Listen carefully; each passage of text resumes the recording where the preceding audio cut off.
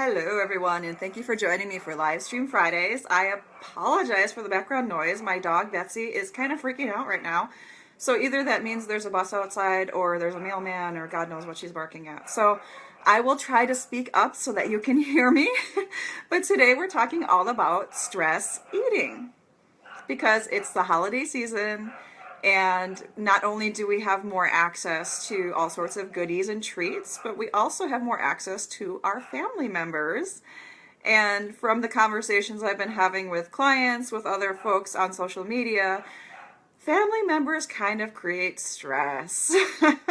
And I know this is certainly true in my own family, in my own personal life and situation. So it is really hard to avoid both food and family stress during the holidays. So I want to provide some very user-friendly and digestible types of tips for you so that you can sail through the holiday, or at least survive the holiday, without feeling like you're seriously falling under your goals, or feeling like you need to wait until the new year to start working on your goals. If that's you, please comment on this video, because you don't have to wait till the new year. You don't have to wait till tomorrow. You don't have to wait till you know something else. You don't have to wait for anything or anyone. So if you're in the period of, I'm waiting till the new year, I'm waiting till 2017, I'm waiting till fill in the blank, then please comment on this video, because I'd like to connect with you and see whether that's just a lousy excuse that's popping up in your life, and if there's something we can do to get you shifting today. Okay, so let's talk about stress eating. I would say about 50 to 60% of the people that I talk to on a daily basis as a health coach do identify as stress eaters. Now, there's stress eating and there's emotional eating. They're kind of two sides of the same coin, but emotional eating means you might also eat when you're feeling happy, whereas stress eating is where you're just feeling overwhelmed, and usually it's a negative kind of feeling, right? When you decide to start eating. Now, there are certain times in your personal life when you might realize that you are a stress eater. For me, I'll share my story and how I determined that I was a stress eater. It wasn't too hard for me to figure out. I'm a stress eater and an emotional eater, so I had to find some very easy things that worked for me, because if you can imagine, it's one thing to eat when you're stressed, but it's also another thing to eat whenever you have any sorts of emotions going on in your head or your life, because emotions are something you can't run away from. And food is so highly available that it's something you can't run away from either. So here's how I identified, first of all, that I was a stress eater. If I was going through a lot in my life, whether it was school commitments, work commitments, you name it. Maybe my day was so packed with appointments or places I had to be that I just threw my hands in the air and said, that's it. I don't even care anymore. I'm stressed. I'm going to eat whatever is in front of me. I'm going to go through drive-through. I'm going to go do takeout, because I have no time. I have no energy, and I honestly don't care at this point. That's how I identified that I was a stress eater. One of the things, hi Deanne, thanks for joining us today. We're talking about stress eating. So thank you for joining us. Make sure to put some hearts and comments, anything that comes up for you today. I'm talking about my own personal experiences with stress eating and how I identified that I was a stress eater. I'm a person who thrives on busyness. So if that's you, raise your hand and tell me, yes, I thrive on busyness, because I work with a lot of women who do thrive on busyness. That was really cool for me. I love being busy. In fact, the best times of my life were when I was in school, in college. Hi, Marianne. Thanks for joining us today. I love being busy in school, so I would be taking 18 to 20 credits, which is more than a full load. 12 credits was like a full-time school thing. I was working part-time, and for me that was on the higher end of part-time, so 30, 35 hours a week, so that I could pay my rent. And I was involved in extracurricular activities, like I was a student ambassador and I would go present to different classrooms. That was the happiest time of my life, because literally I had so many different things going on every day that I felt great. However, I was stressed a lot. Yeah, hi Deanne. Yeah, always busy, right? Like, to me that feels good, but it can also create more stress. And that's one thing that might be coming up for you over the holidays is maybe you're doing so many fun things, like you're going to holiday parties, you're baking cookies with your family, you're going to teas, you're wrapping gifts, you're buying gifts. It's busy work, right? It's a lot of stuff. Maybe you're going to the post office and waiting in line to send that mail out. There's a lot of busy stuff involved.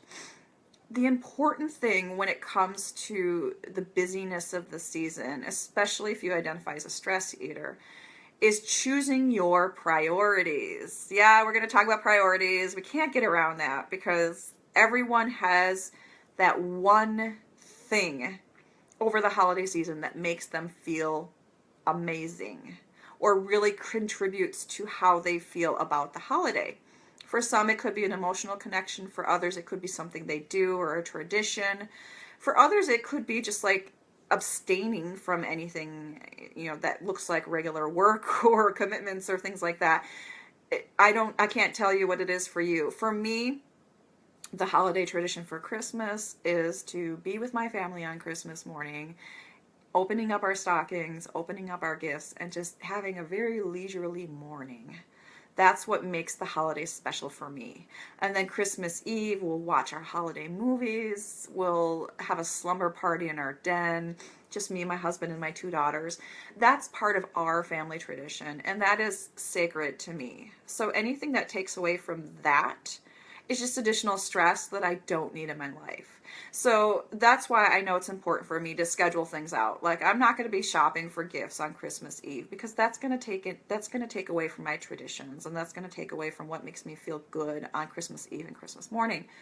So if you're a person who's like, gotta write the Christmas cards, gotta go to the mailbox, gotta do this, gotta do that, and you just feel like you're ready to tear your hair out, chances are you need to prioritize what makes this holiday season especially important to you. And if you're here live with me, I'd love to hear your comments. What makes the holiday season really, really special for you?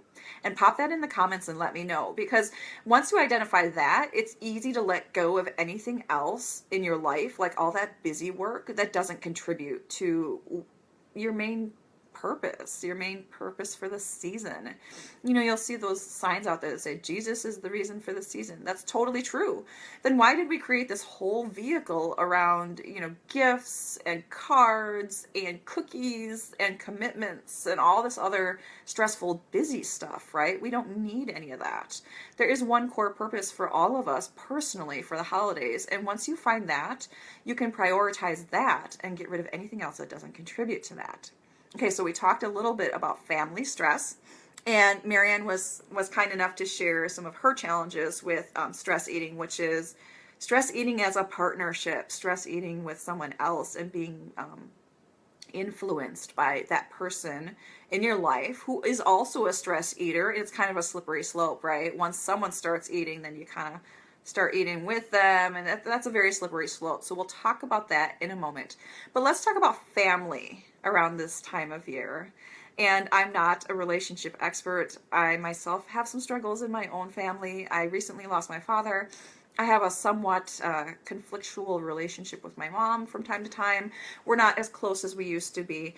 And I am more or less estranged from a couple of my siblings by choice. That was something I chose to do. But there were some very interesting conflicts going on in my family. The other side of my family, my husband's family, they don't live in the United States, so it's not a concern for me. And then we have some cousins who live in town that we can spend time with, but it's always an optional thing. It's never a required thing. So some of my family stress is taken away, and some of it is, it's by choice. It's a volunteer for me if I want to participate or not. And over the years, since I've been married and since I've had my children, I have decided not to participate in certain family things. Some of it was just because geographically we don't live in the same state and things are difficult to do, remotely, or I don't like to say long distance because we're not long distance. It's a neighboring state. I mean, it's a 6-hour drive. But I've chosen to step away from some of those things. However, just because I chose to step away from them doesn't mean I don't have stress around it or don't have feelings of guilt or feelings of Am I being a good daughter? Am I being a good sister? Am I being a good aunt? Am I being a good whatever? So I would encourage you to examine your feelings around that. If you have some family conflicts, if you have some of those things going on, it's okay. It's okay to feel that way. And I want you to sit within that and acknowledge that your feelings matter and the stress around them matters. And in order for you to have a healthier holiday, you have to be okay with the fact that you feel that stress and that those emotions are there. If possible, minimize or volunteer into those opportunities to connect that feel comfortable to you. If you're forced to stay in a situation with a family member that you have conflicts with, then I'm sorry, you probably might be stressed out about that, and you maybe can't escape the situation. Sometimes the way we escape is through eating, right? You're feeling stressed, maybe someone's making comments to you, you don't really like it.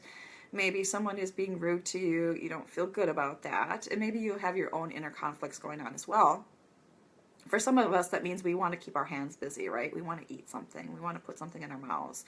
And it's okay for you to recognize that and sit with that, because that's your truth, and that's something that you have to live with for the rest of your life. That will never completely go away. There are certain strategies you can use to make them less impactful to you, which we'll talk about briefly. But that's something that will always be a part of your life.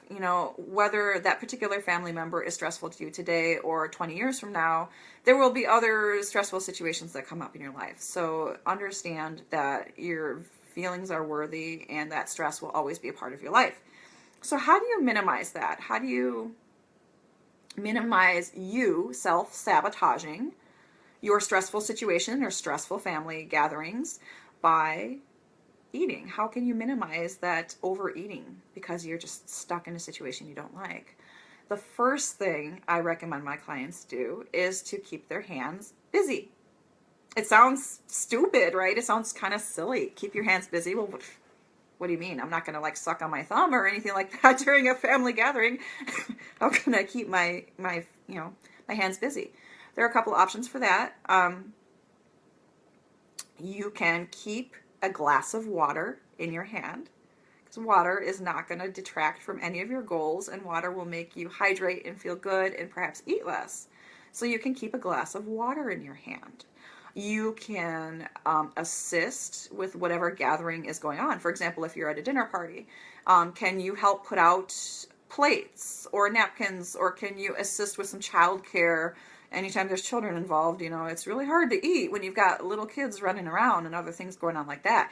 Is there something you can contribute to that will keep your hands busy and maybe, minimize your contact with some of those family members who stress you out?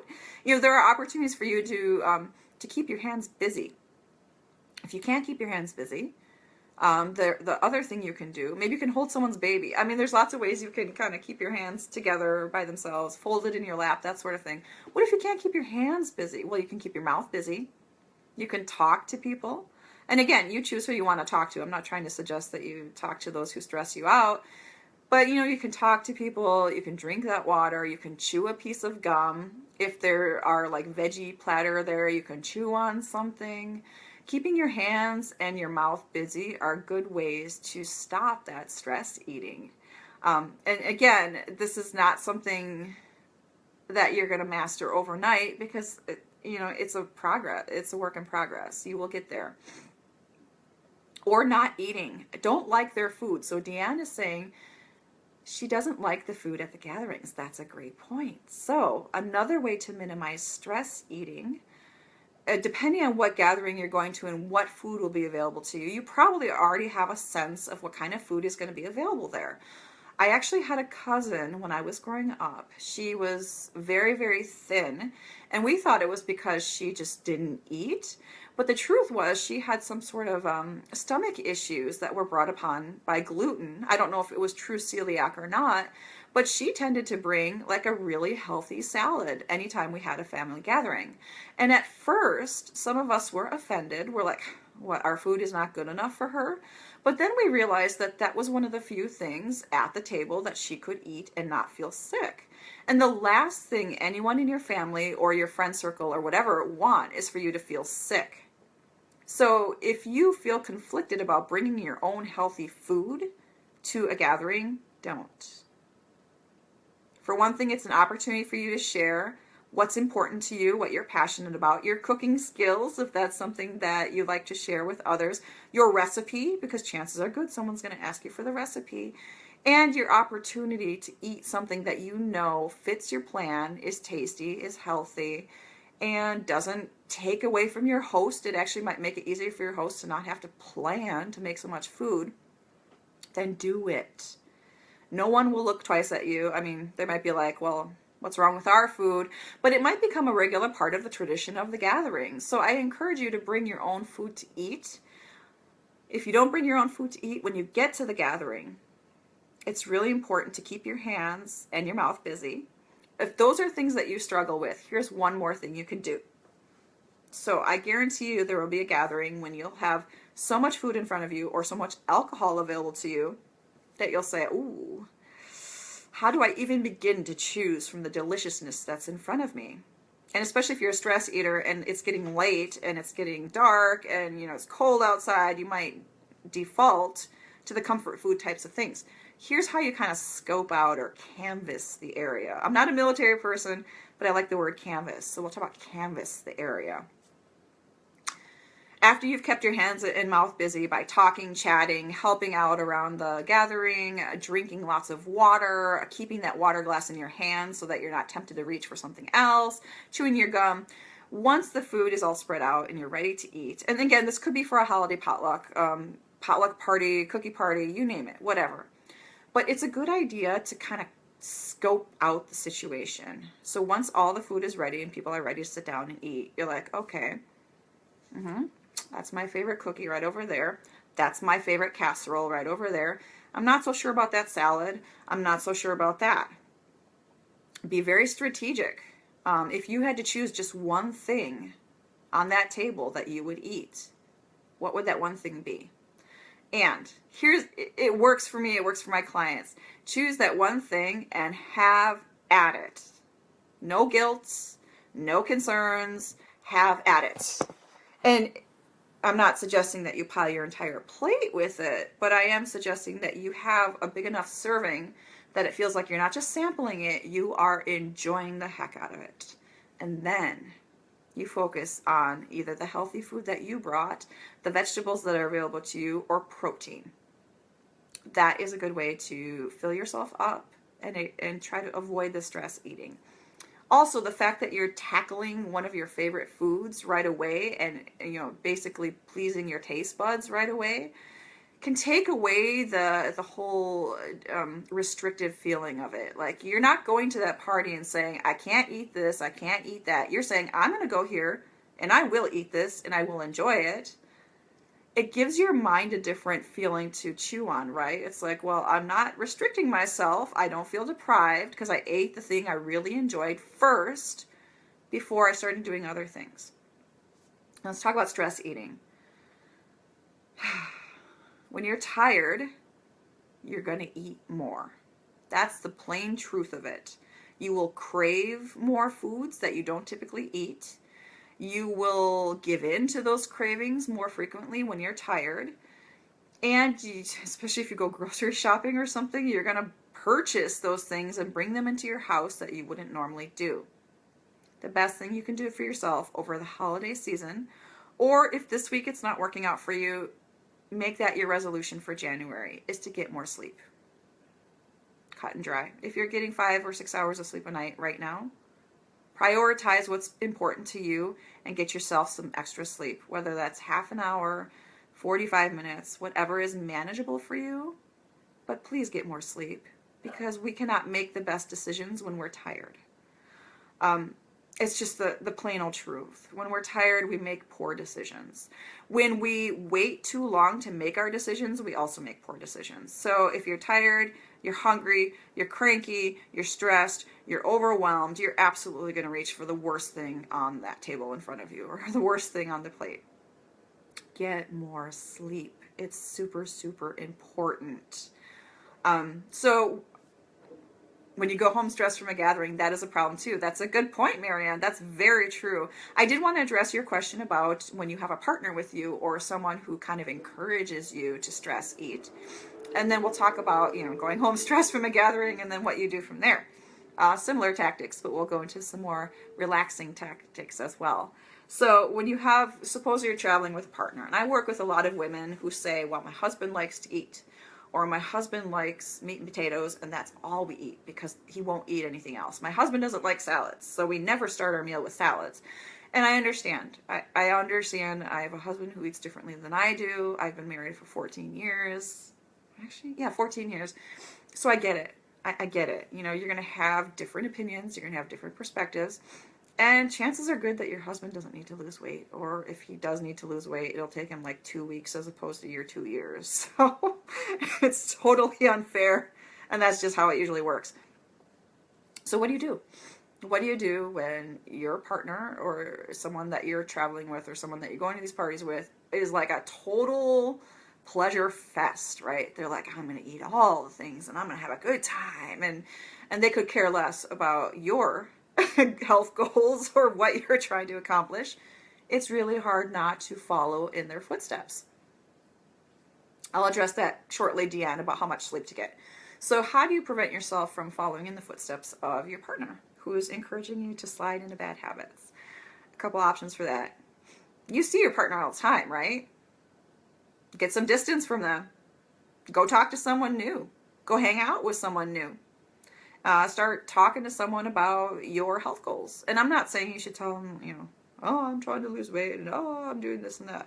But start talking to them about things that matter. Like, oh, I just tried this new recipe the other day and I didn't know I liked cranberries or whatever. Whatever kind of small talk we do at gatherings. I'm not saying it has to be significant, but it's important for you to connect with other people.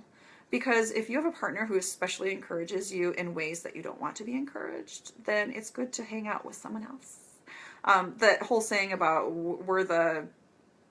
we are a reflection of the 5 people we hang out with.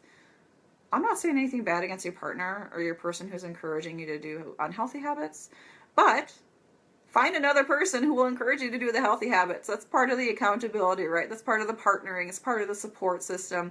I would be happy to be that person for you. So if you want more information on how you can connect with me absolutely free of charge, pop your comment in there and I'll let you know how we can make that happen. But it's important for you to find someone who does support you, even if it's like tangentially or in a small way, but find a new person to connect with. So you don't have to sit there and watch while your partner decides to eat whatever they want or drink whatever they want. Get some distance. It's okay. You spend most of your time with that person anyway. So what do you do if it's just you and your partner at home and you're in front of the TV or you're sitting down, you're chilling out, it's after dinner, TV's on, and he's like, I'm going to have a bucket of ice cream. What do? Keep your hands busy, keep your mouth busy, or go to sleep early, or, I'm going to be a little naughty right now, start suggesting something else that they can do that involves their mouth or their hands that doesn't involve food. Yeah, I went there. I totally went there. A very few men would refuse in advance like that. So, that's an option. Have food or a special time with a partner. I don't know. That's a tough choice. Not for men. Usually not. So there are other ways you can assert your amazingness and your beautifulness and feel very special and have connection time that does not involve food. So that's just one suggestion for that. Marianne, I hope that helps. You probably weren't expecting me to go there, but yeah, I went there. So, and if that doesn't work out for you, just remove yourself from your partner. Can you go take a bath with some essential oils like lavender? Like soak in a bath. How does that feel? You feel relaxed. Do some self-care. You want to do your toes. You want to, do some special makeup, something that makes you feel good. And then you can do whatever you want to do the rest of the night once your partner's done eating, right? So Deanna, I did want to make sure to address this because we only have a few more minutes for this stress eating special today. How much sleep do we need? Because we are all different. Yes, we are. How do you know when you're not getting enough sleep. If you wake up feeling tired, you're probably not getting enough sleep. So I hate to break it to you. If you wake up feeling okay, maybe a little dragging, but feeling okay, but by 2 or 3 o'clock in the afternoon, either you're not getting enough sleep or you're not eating the right breakfast to get you the right energy you need for your day. So that could be a clue. Another thing that, how do you know you're not getting enough sleep? The typical American gets about between 6 and 7 hours of sleep a night, and most of us function well on 7 or 8. So what you can do as a mini little experiment is to go to bed half an hour earlier and see how you feel different in the morning.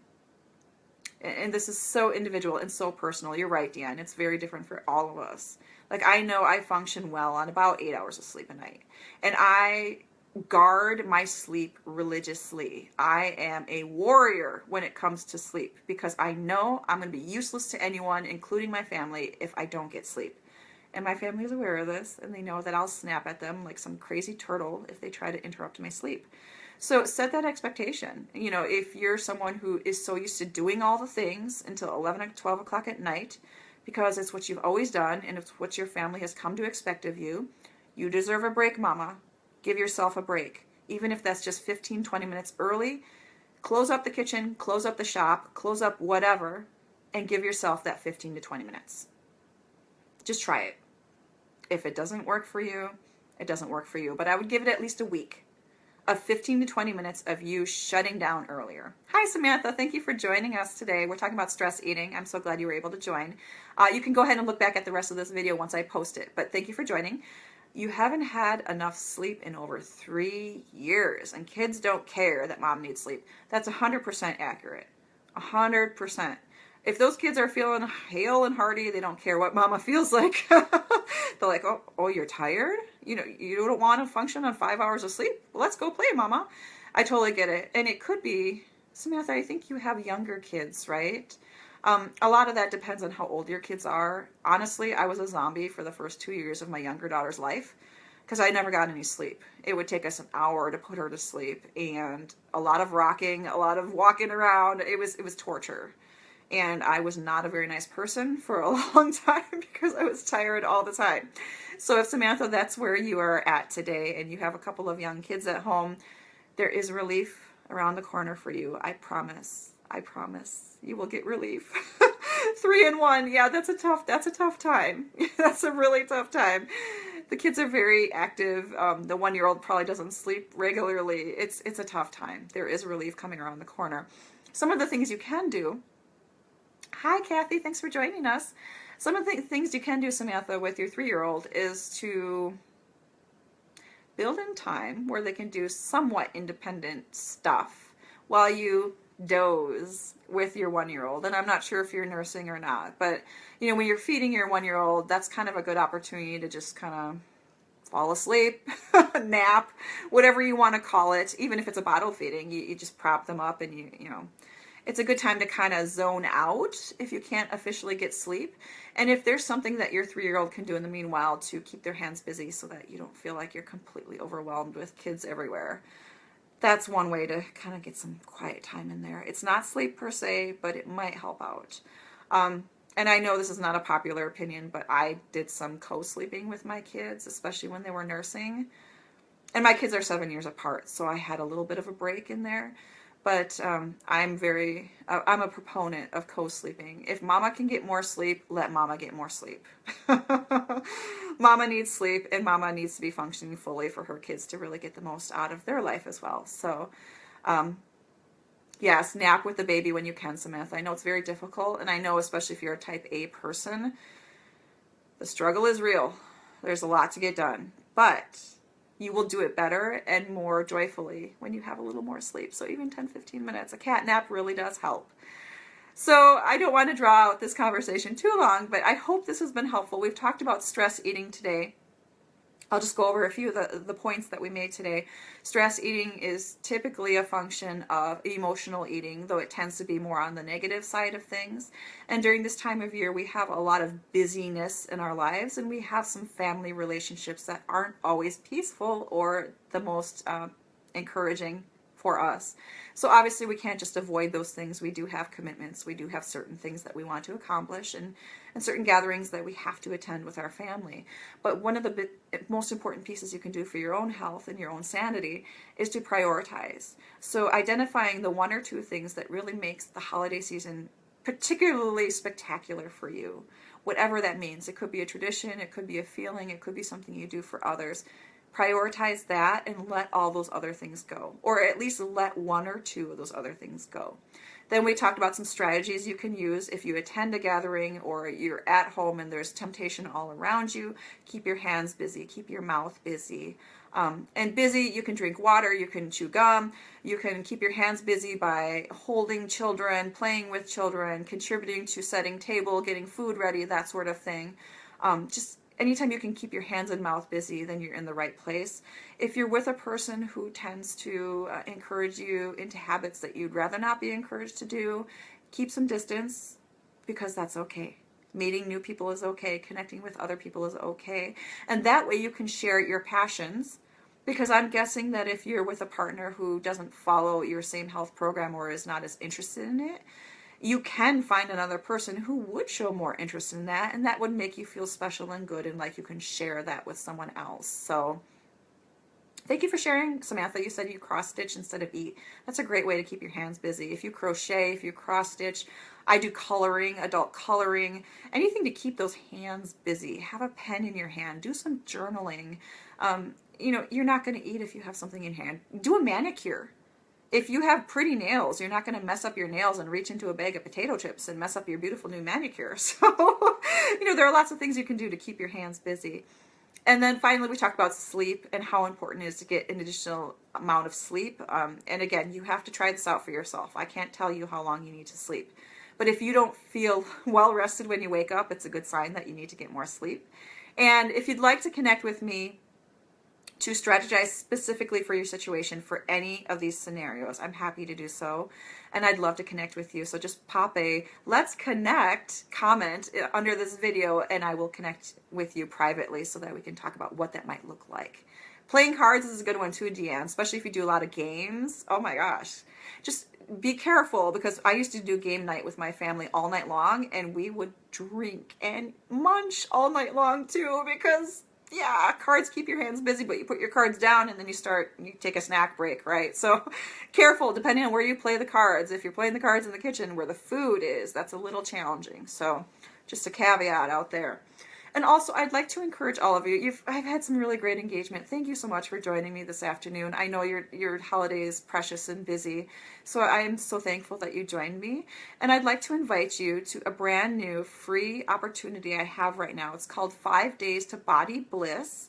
It is a challenge, and we talk a lot about the techniques that we talked about today in regards to stress eating, but it's more around feeling blissful in your body. I can certainly help you with weight loss, but not everyone wants to lose weight, and I support everyone's desire to live healthier, regardless of whether it includes weight loss. So this new challenge is a 5-day challenge. Over the course of 5 days, you will get an opportunity for one specific action step you can take each day. And each day has its own challenge. For example, I talk about motivation. Like, how do you stay motivated, especially for the long haul? I talk about confidence. How can you get more confidence in your life? Because confident people end up being leaders. Confident people end up being healthier. Confident people earn more money. Confident people want to hang out with other confident people. So you can be one of the amazing 5 people you're hanging out with. So this challenge is all about action steps to help you feel and look your best, no matter where you are today. I will pop the link for you to opt into that challenge underneath this video, and I encourage you to consider it.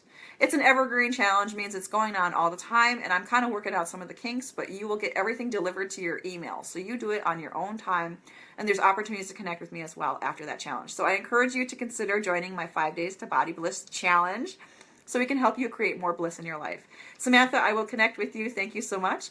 And thank you all for joining me today for our talk about stress eating. This video is available throughout forever. I mean, you can comment on this video as many times as you want if you're watching the replay.